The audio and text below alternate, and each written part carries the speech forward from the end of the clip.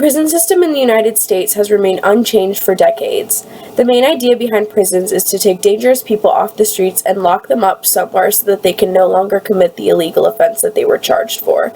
This is the wrong way to go about creating and implementing a prison. Without an effective prison system, people are going to keep finding themselves in jail time and time again.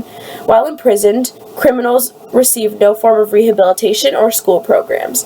Because people aren't being taught how to better their lives, more often than not, they find themselves in jail more than once. The current prison system in the United States is ineffective due to the lack of rehabilitation programs and prison conditions.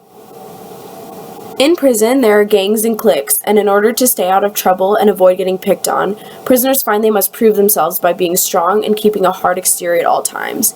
If they do not do this, it is very common for prisoners to be a victim of rape and sexual assault while they are behind bars. What is being done to stop this behavior? If one individual rapes another outside of jail, the rapist will face serious consequences. However, what happens if both the victim and the assailant are already in jail? The harsh reality is that not a lot happens to the abuser. Sometimes these abusers' sentences are extended. However, if the inmate is already facing a lifetime in prison, they do not have a lot to lose. Prisoners need to be given an incentive to turn their life around while behind bars and find the determination to do better once they are released. According to Business Insider, about 80% of the jail's populations were there on drug-related charges. Not only that, some of the inmates had purposely gotten arrested because drugs were cheaper in jail than they were on the street.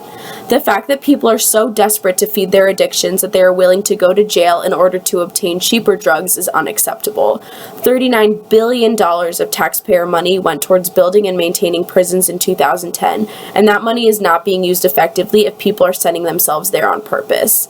In the hit TV show Orange is the New Black, there is an episode where one of the characters who is released from prison gets arrested the next day on purpose because she does not know where to go or what to do now that she is a free woman.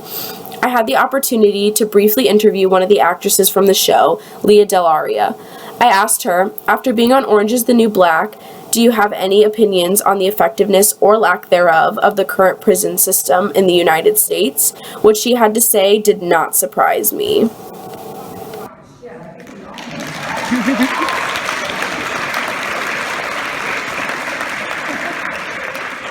being about rehabilitation somewhere in the 19th century and started being about punishment, and it just doesn't work.